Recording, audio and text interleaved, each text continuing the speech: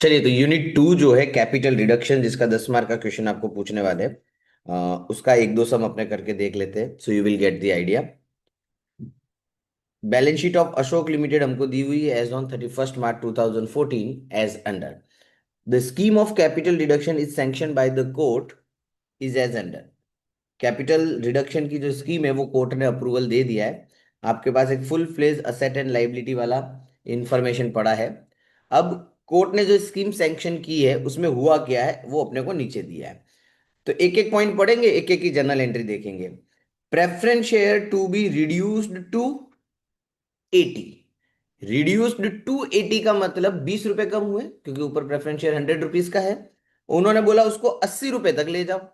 मतलब 20 रुपए हमको क्या करना है, हमारे प्रेफरेंस शेयर के कम करना है। तो पहले तो चेक करो नंबर ऑफ प्रेफरेंस शेयर कितने होंगे। 12 लाख डिवाइड बाय 100, ठीक है, कितना होगा? 12,000। और 12,000 में हमने 20 रुपए कम कर देने हैं, तो 12,000 into 20, 2,40,000। Okay. Preference share liability है, क्रेडिट है, और अगर उसको रिड्यूस करना है तो मुझे क्या करना पड़ेगा? डेबिट। तो पहली एंट्री मेरी पास होगी, preference share capital account debit 2,40,000 to capital reduction 2,40,000। यहाँ पे मैंने दो चीजें कंबाइंड की हुई है, बट आपकी पहली एंट्री ये होगी, preference share to capital reduction 2,40,000। दूसरा, इन द सेम मैनर में बोला इक्विटी को रिड्यूस करना है 2 रुपीज 2। मतलब इक्विटी 10 का है और उसको 2 तक ले जाना है, तो कितने रुपए कम करने हैं उसमें? 8 रुपए कम करने पड़ेंगे। इक्विटी है कितना? 16 लाख डिवाइड बाय 10, 1,60,000 शेयर्स हुए। 1,60,000 इंटू 8 करो।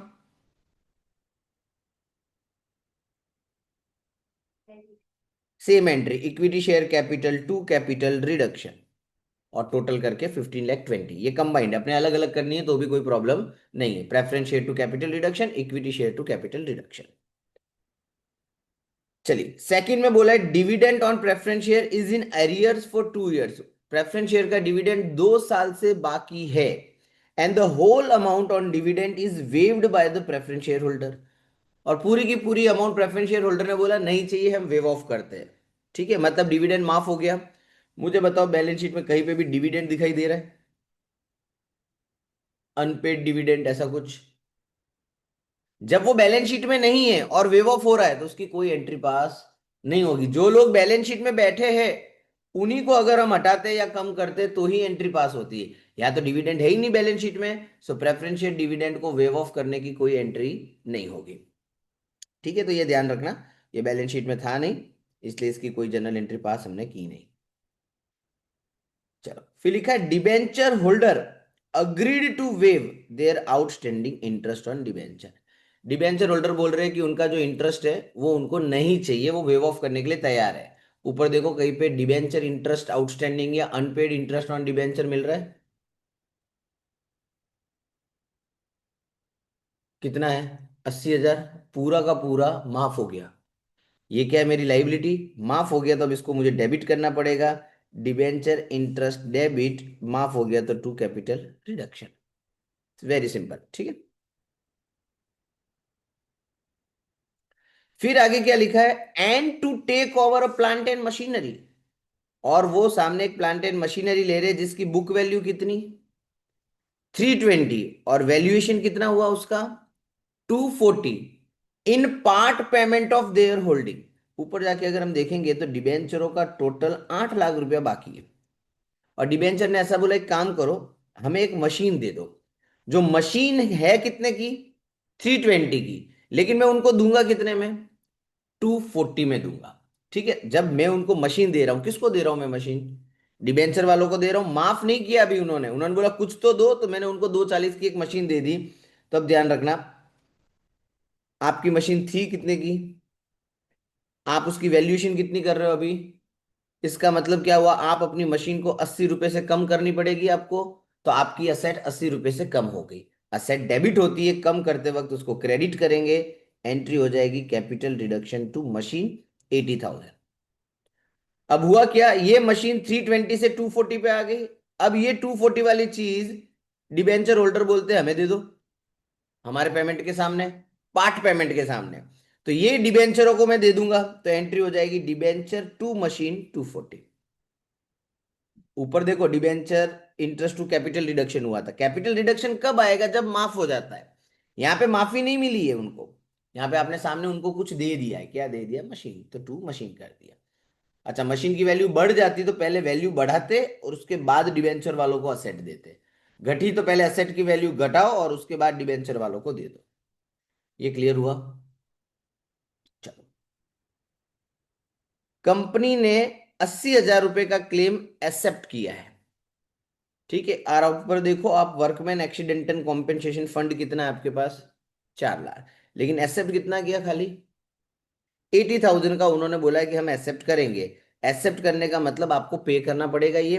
चलिए, तो उसकी एंट्री पास करते हैं हम। वर्कमैन कॉम्पेंसेशन टू बैंक 80,000 पे कर रहे हो, माफ नहीं हुआ है। ठीक है, इसलिए हमने 80,000 से पे कर दिए। टोटल था कितना? 80,000 निकाल दो, कितना बचा? भाई कंपनी ने तो बोला ना कि हम तो सिर्फ 80,000 की बात करेंगे, बाकी से मुझे कोई लेना देना नहीं। तो बाकी का क्या हो गया? Wave of. बाकी का बाई डिफॉल्ट माफ हो गया। माफ हो गया तो एंट्री करेंगे workman compensation to capital reduction 3,20,000। तो इतनी चीजें रिड्यूस होती जा रही है, सबकी सब लाइबिलिटी वाली बातें चल रही थी। अब बोल रहे हैं कि जितनी भी इनविजिबल एंड फिक्टिशियस असेट है उनको क्या कर दो? राइट ऑफ कर दो। तो चेक करते हैं अपने। प्रिलिमिनरी एक्सपेंस आएगा क्योंकि ये फिक्टिशियस असेट है। कितना दिया हुआ है अपने को? एक पी एंड एल अकाउंट दिया है, ये लॉस है, ये भी फिक्टिशियस में फॉल होगा। कितना दिया है? 8 लाख इन दोनों को। अच्छा, पेटेंट दिया है, ये इनविजिबल मतलब इनटेंजिबल हो गया, 320 का। इन तीनों को क्या करने को बोला है? Right of. ये तीनों असेट है। हाँ, गुडविल भी है, लो रह गई 4 लाख। ये चारों असेट है, असेट डेबिट होती है, इनको हटाने के लिए क्या कर दूंगा अब मैं? क्रेडिट। चलो, एक एंट्री पास हो जाएगी। ये कंबाइंड है इसलिए मैं नाम लिख रहा हूं, ध्यान रखना। Goodwill, patent, preliminary expense, P and L, ये तीनों मैंने क्रेडिट कर दिए। और डेबिट में किसका नाम आ जाएगा? कैपिटल रिडक्शन का। ठीक है, इन्होंने बाकी एसेट भी है तो एक ही एंट्री में हमने खत्म कर दिया था। इसमें अपने अलग अलग कर सकते हैं, capital reduction to goodwill, patent, preliminary expense and P and L. चलो, और कुछ कम करने को बोला है। डेटर्स को 48,000 से कम करना है और स्टॉक 320 से हमको राइट ऑफ कर देना है। तो डेटर एंड स्टॉक दोनों कम हो रहे हैं, तो इस एंट्री में मैंने डेटर एंड स्टॉक भी लिख लिया 48। एंड स्टॉक में क्या लिखा था? रिटर्न ऑफ टू 320 लिखा था। तो ऊपर देखो स्टॉक था कितने का? 4 लाख को 320 करना है, मतलब 80,000 से मुझे मेरा स्टॉक राइट ऑफ कर देना है। ये हमारी सारी असेट्स राइट ऑफ हो गई। अब लास्ट में एक और चीज बोली है कि land and building should be shown eight market value. बोले बिल्डिंग को अपने मार्केट प्राइस पे दिखाना है। और जो बुक वैल्यू है, बुक वैल्यू का मतलब balance sheet price, land and building की, वो मार्केट वैल्यू से कितनी कम है? बुक वैल्यू मतलब बैलेंस शीट की प्राइस 25% कम है मार्केट प्राइस पे। और ये लोग बोल रहे हैं कि बिल्डिंग कितने पे दिखाओ? मार्केट प्राइस पे। तो मुझे इसकी मार्केट प्राइस ढूंढनी पड़ेगी। तो मार्केट प्राइस को मैं मानता हूं 100। क्यों माना? क्योंकि ये 25% लेस किसके ऊपर था? मार्केट के ऊपर। तो मार्केट प्राइस 100, तो बुक वैल्यू लेस करेंगे 25%। तो बुक वैल्यू कितनी हुई? बुक वैल्यू 75 है, उसके सामने अमाउंट कितनी है हमारे पास? 960। तो 100 पे अमाउंट कितनी? 12,80,000। अब देखो 960 से मेरी असेट बढ़ी, कितनी बढ़ी? 3 लाख। तो बढ़ी, तो building account debit, asset debit हो गया टू कैपिटल रिडक्शन। समझ में आया? तो वैसे देखा जाए तो इजी है, इतना कुछ वो रॉकेट साइंस नहीं है इसमें से। अगर अपनी 5-7 एंट्री ऐसे ही पड़ गई तो 5 मार्क तो कंफर्म है इसमें। सिर्फ अपने को पढ़ना है, किसको कम करना है, किसको माफ करना है। अपने को फायदा हो वहां पे कैपिटल रिडक्शन नाम डाल देना है। अब एक लेजर बनाया हमने, जिसका नाम क्या होगा? Capital reduction. कुछ नहीं करना है, यहाँ जितनी जनरल एंट्रिया है उसकी पोस्टिंग करनी है। जहां जहां कैपिटल रिडक्शन नाम आया उन सबको उठा उठा के इस अकाउंट में डाल दो। ठीक है, और जब आपका ये अकाउंट क्लोज करोगे तो डिफरेंस आएगा। और हमेशा याद रखना, कैपिटल रिडक्शन अकाउंट का डिफरेंस एक ही अकाउंट में जाएगा, कैपिटल रिजर्व अकाउंट। यहां तक क्लियर? अब हम बनाते हैं balance sheet, revise balance sheet.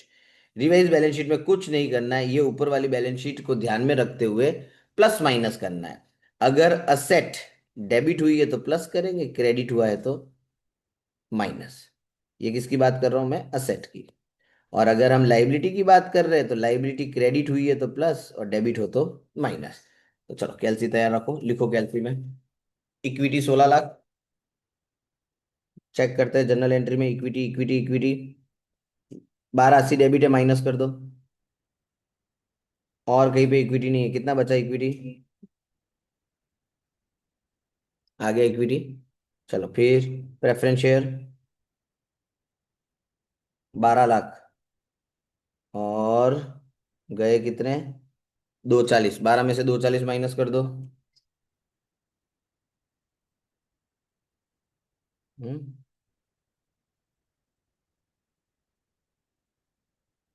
Preference share कहाँ गायब हो गया? इक्विटी 100%, 320 ना। चलो लिखना रह गया होगा, ऐसा बन सकता है। अपने लिख लेते हैं, क्या फर्क पड़ता है। कितना आया?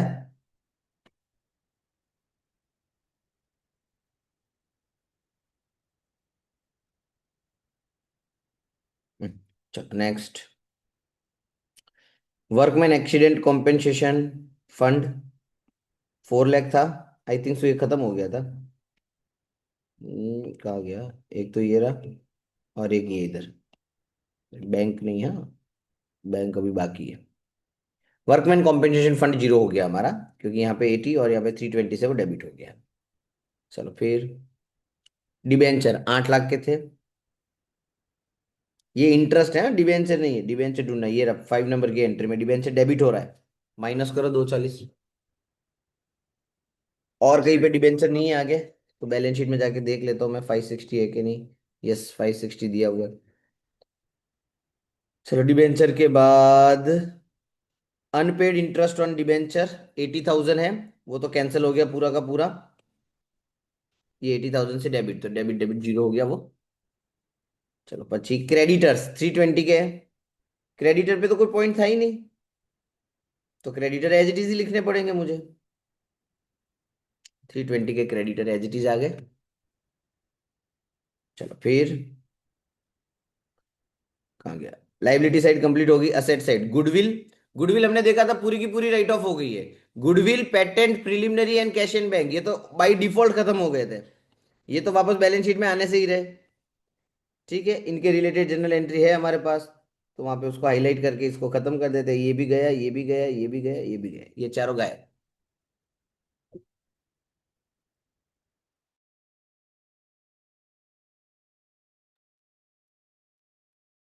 चलो बची बिल्डिंग, कितने की है मेरे पास? और नहीं, बिल्डिंग बिल्डिंग बिल्डिंग बड़ी है, यहाँ पे प्लस हो गया ये। चलो तो प्लस करेंगे तो कितना हो जाएगा ये? 12,80,000। तो बिल्डिंग में मैंने लिख लिया 12,80,000। चल फिर प्लांट एंड मशीनरी है मेरे पास 640। और मशीन रिड्यूस हुई थी 80,000 से। अच्छा, फिर मशीन हमने उसको भी दी डिबेंचर वाले को 240 की। वो भी तो माइनस करना पड़ेगा, 2 बार मशीन क्रेडिट हुआ है। तो मशीन मेरे पास बचनी चाहिए 3,20,000 की। चलो पची पेटेंट्स तो हो गया। स्टॉक 4 लाख का था, 80 से रिड्यूस हो गया, मतलब 320 बचा।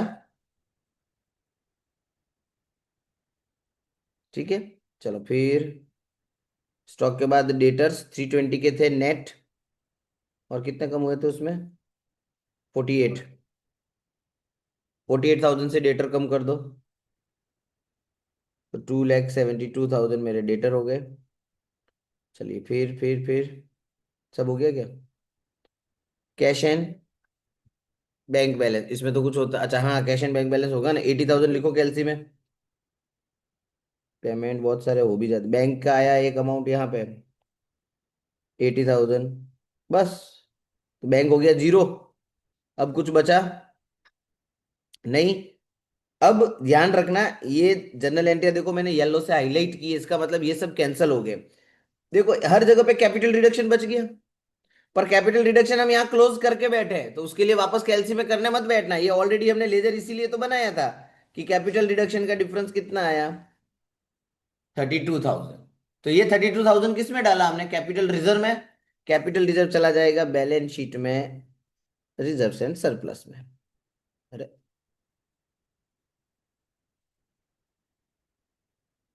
ठीक है, चलो अब टोटल मारो।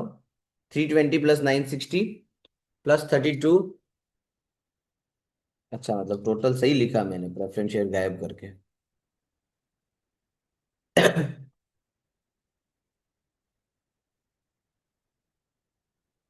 सही है। बोलो 10 मार्क। हो पड़ी? क्लियर? चलो 5 मिनट सफाई हो जाए। चलिए ये क्लियर हो गया।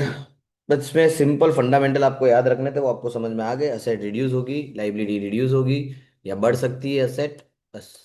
और बैलेंस शीट कैसे बनानी है वो आपको पता ही है। तो मैं बैलेंस शीट आपको नहीं बताऊंगा, अपने नॉर्मल जनरल एंट्रीज एक बार चेक कर लेते हैं। उसमें कुछ नया आता है तो अपने देख लेते हैं। अगेन आपको पूरी प्रॉपर बैलेंस शीट दी हुई है। The scheme of capital reduction tribunal ने पास कर दी है। इक्विटी शेयर को कम करना है कितने से? 80 रुपीज से। अब आपको पता है कम कैसे करते हैं। इक्विटी टू कैपिटल रिडक्शन, पहले नंबर ऑफ शेयर्स निकाल देना 100 से डिवाइड करके, then multiply with 80। Preference share को 60 तक लेके जाना है, मतलब कितना रिड्यूस करना है यहाँ पे? 40 रुपीज आपको रिड्यूस करना है। तो ये दो बेसिक एंट्रियां तो आपको हर बार मिलेगी ही मिलेगी। ठीक है, उसके बाद आप देखो ये कॉमन पॉइंट आता है हमेशा, हर सब में आपको ये मिलेगा कि डिबेंचर होल्डर जो है उन्होंने अग्री किया है कि वो अपना जो इंटरेस्ट है, पिछले क्वेश्चन में ऐसा बोला था कि वेव ऑफ करेंगे, यहाँ पे क्या बोला है? Paid in cash. तो कैश में दे दो इनको, ऊपर इंटरेस्ट मिलेगा आपको, ये रहा 22,400। तो एंट्री हो जाएगी आउटस्टैंडिंग इंटरेस्ट टू कैश। और अगर वेव ऑफ बोला होता तो यहाँ पे कैश की जगह पे क्या आ जाता? Capital reduction. फिर लिखा है कि वो कुछ असेट लेके जाएंगे। असेट का नाम क्या है? Free hold property. पिछले क्वेश्चन में मशीन लेके गए थे, जिसकी बुक वैल्यू 1,12,000 है और उसकी वैल्यूएशन 156,800 से हुई। तो पहले तो असेट बढ़ी, निकालो डिफरेंस कितने से बढ़ी? कितना? 44। तो चलो पहले देखो, 44,800 से मैंने मेरी असेट बढ़ा दी, राइट। फिर क्या बोला इन्होंने? और वो किसको देना है? अब हमको डिबेंचर्स को देना है, तो debenture to freehold property 156,800। जो वैल्यू पे वो लेके जा रहे हैं वही वैल्यू पे इनको देने का है। वो 156,800 में ज्यादा वाले भाव में लेके जा रहे हैं, पिछले वाले क्वेश्चन में कम वाले भाव पे लेके गए थे। चलो फिर क्या लिखा है? डायरेक्टर ने एक्सेप्ट किया है उनके लोन के सेटलमेंट को। तो कहीं पे बैलेंस शीट में लाइबिलिटी साइड देखो, आपको डायरेक्टर का लोन मिलेगा, 89,600 का लोन है। अब कैसे सेटलमेंट करने के लिए राजी हुए? तो बोले 80% हमें क्या दे दो? इक्विटी दे दो, और बाकी बचा ये 100 नहीं है, यहाँ पे 10% है। बोले रोकड़ा दे दो और जो बच गया वो हम माफ कर देंगे। तो जो माफ करेंगे वहां पे तो हमें पता ही है कैपिटल रिडक्शन आएगा। और आपने उनको इक्विटी दिया तो इक्विटी लिख लेना, कैश दिया है तो कैश लिख लेना। तो लोन की अमाउंट कितनी है? 89,600 का 80% करो, तो देखो 71,680 के सामने मैंने लिखा इक्विटी, 10% अमाउंट के सामने मैंने क्या लिखा? कैश। और जो 10% माफ कर दी उसके सामने क्या आ गया? Capital reduction. ये हो गया डायरेक्टर का लोन। तो ये वाला पॉइंट नया आया इस क्वेश्चन में। एक और पॉइंट नया डाला है कि जितना भी अमाउंट बचेगा, हमने कैपिटल रिडक्शन अकाउंट बनाया था और उसमें जो अमाउंट बची थी वो हम कहाँ लेके गए थे? अब बोल रहे नहीं, कैपिटल रिजर्व में नहीं लेके जाना है, उसका यूज तुमको अपने प्लांट एंड स्टॉक को कम करने में करना है। और कैसे कम करोगे? तो बोले उनके बुक वैल्यू के रेशियो में। तो वो हम लास्ट में देखेंगे कि इसका क्या करना है। All invisible and intangible assets को क्या करना है? Right of. ये लाइन ना दी हो ना तो भी राइट ऑफ करने का फिक्स है ये, कि जितनी भी इनटेंजिबल्स एंड फिक्टिशियस असेट होती है उनको राइट ऑफ कर देने का। तो चलो हम आइडेंटिफाई करते हैं यहां से। 56 पेटेंट के, preliminary, advertisement suspense, profit and loss, copyright. ये 6 चीजें हैं जो इनटेंजिबल एंड इनविजिबल है। इन सबको क्रेडिट करूंगा, कैपिटल रिडक्शन को डेबिट करूंगा। Goodwill, patent, preliminary expense, advertisement suspense, P&L and copyright. वो पढ़ी? चलो यहां तक हमारा सम जो होता है वो खत्म हो जाता है। अब हमें निकालना है डिफरेंस अमाउंट ये वाले पॉइंट के लिए। तो कैलसी में लिखो 4,48,000 कैपिटल रिडक्शन। अब देखो यहाँ पे आपने शुरू किया तब कैपिटल रिडक्शन क्या हो रहा था? क्रेडिट। डेबिट हो तो माइनस करना, क्रेडिट हो तो प्लस करना। चलो यहां पे आया वापस, डेबिट हो रहा है तो करो माइनस, क्रेडिट हो रहा है तो करो प्लस, क्रेडिट हो रहा है करो प्लस। अब ध्यान रखना यहाँ पे अमाउंट में थोड़े से गड़बड़ है क्योंकि यहाँ दो एक्स्ट्रा मैंने डाला हुआ है। अब माइनस करो 56, फिर वापस 56, फिर 20, फिर 24,800, 67,200 एंड 15,680। बोलो डिफरेंस। गड़बड़ है। 1,82,000 कैसे आया?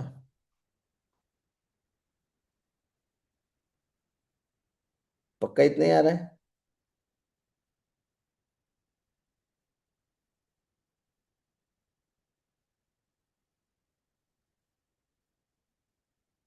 इनका टोटल मारो जरा क्रेडिट साइड का।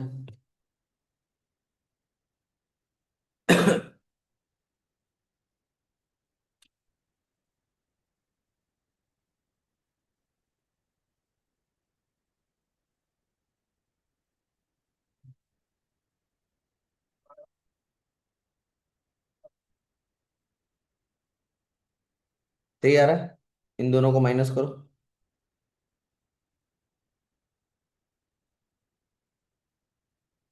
2,49,680।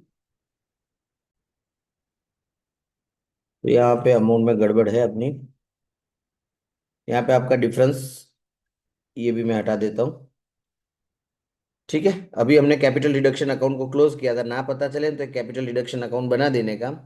ठीक है, और जितनी भी चीजें कैपिटल डिडक्शन डेबिट हुआ है तो सारी चीजें डेबिट में डाल देनी, तो इन सब का टोटल आपको डेबिट में लिख लेना है। और ऊपर हमने देखा था यहाँ पे ये एक क्रेडिट वाला है, ये क्रेडिट वाला है, ये डेबिट वाला है, और ये क्रेडिट वाला है। ठीक है, फिर आप कैपिटल डिडक्शन के अकाउंट को क्लोज करोगे तो डेबिट साइड में डिफरेंस आएगा। कितना डिफरेंस आ रहा है? 180, 180, 280, 182,080, 182,080 का डिफरेंस आ रहा है।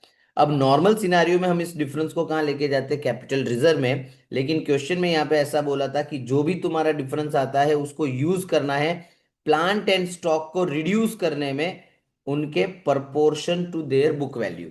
तो आप देखो यहाँ पे प्लांट 3,02,400 का है और स्टॉक मेरे पास 2,01,600 का है। ठीक है, इनका रेशियो अगर हम निकालेंगे तो इट विल बी 3,024 एंड 2,016 का रेशियो बनेगा। जीरो जीरो हटा दिया तो 182,080 को इन दोनों में डिस्ट्रीब्यूट कर दो। 109,248, 72, और ये अमाउंट मैं यहाँ पे लिख लूंगा जनरल एंट्री में, 109,248 एंड 72,832। ठीक है, फिर टोटल करके आप डाल देना कैपिटल डिडक्शन में। फिर आपको पता ही है बैलेंस शीट कैसे बनानी है। जो असेट रिड्यूस हुई है वो माइनस करके लिखना है, जो असेट प्लस हुई है तो प्लस करके लिखना है, और लाइबिलिटी कम हुई है तो लाइबिलिटी हटा के आपको लिख लेना, और जिसमें कुछ भी नहीं हुआ है वो एज इट इज आपको बैलेंस शीट में कॉपी कर देना है। क्लियर? तो ये था हमारा कैपिटल रिडक्शन।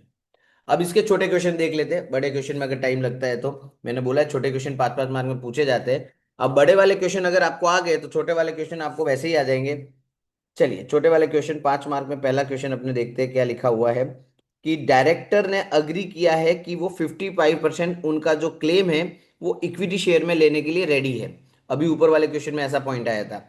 25% वो रोकड़े लेने के लिए तैयार है, और बाकी बची हुई अमाउंट को वो वेव ऑफ करने के लिए तैयार है। पर डायरेक्टर का लोन कितना वो तो दिया ही नहीं है। अभी ऊपर वाले क्वेश्चन में तो क्या, बैलेंस शीट में हमारे पास टोटल लोन अवेलेबल था कि भाई डायरेक्टर ने इतने का लोन लिया, तो इसमें से हमने इक्विटी कैश और वेव ऑफ निकाल दिया था। अब यहां पे क्या हुआ, आपको वेव ऑफ की अमाउंट दे दी है 35,700। तो आप देखो जो भी डायरेक्टर का टोटल अमाउंट होगा वो हमें पता नहीं है, बट इक्विटी कितनी देनी है 55, रोकड़ा कितना देना है 25, तो 55 एंड 25 कितना हुआ 80, तो रिमेनिंग कितना बचा 20। के सामने अमाउंट दे दी अपने को 35,700, तो 100 पे कितनी हो जाएगी अमाउंट? मतलब डायरेक्टर का टोटल लोन कितना हुआ होगा 1,78,500, उसका 55% कर दो वो इक्विटी हो जाएगा। करो, और 25% रोकड़ा कर दो। अब जर्नल एंट्री क्या हो जाएगी? डायरेक्टर लोन टोटल अमाउंट, जो इक्विटी दिया इक्विटी, कैश में कैश, और जो बच गया उसमें कैपिटल डिडक्शन। अब इसके 5 मार्क बोलो, सिर्फ एक एंट्री के। तो आज एंट्री कराए 5 मार्क में, ऐसे दो आ गए तो जल्द से। चलो एक और सिमिलर पॉइंट जो अभी हमने देखा था, डिबेंचर होल्डर जिनके पास होल्डिंग डिबेंचर ऑफ ₹2,50,000 के डिबेंचर है, वो पार्ट सेटलमेंट में कंपनी की बिल्डिंग लेने के लिए तैयार है 150 की, और वो कितने में लेके जा रहे हैं? 120 में।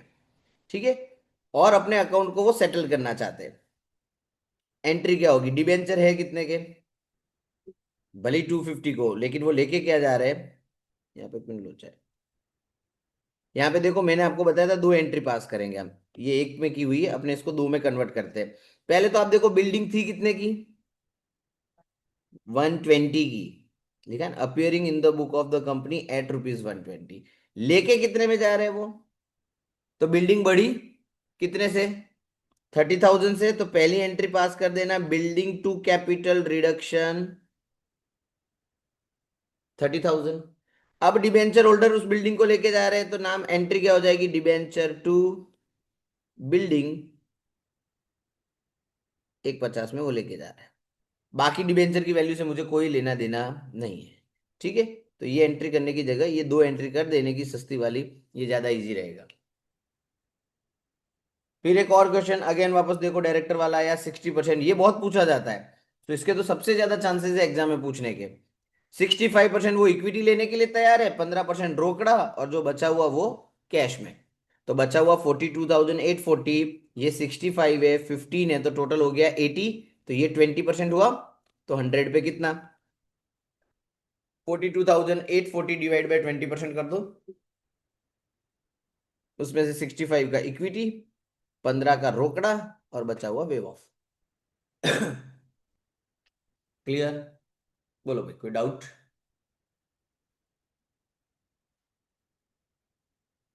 एक और है, चलो छोटा सा रह गया ये तो। अच्छा, प्रेफरेंशियल डिविडेंड का भी पॉइंट आया था सबसे पहले क्वेश्चन में। तो मैंने क्या बोला था?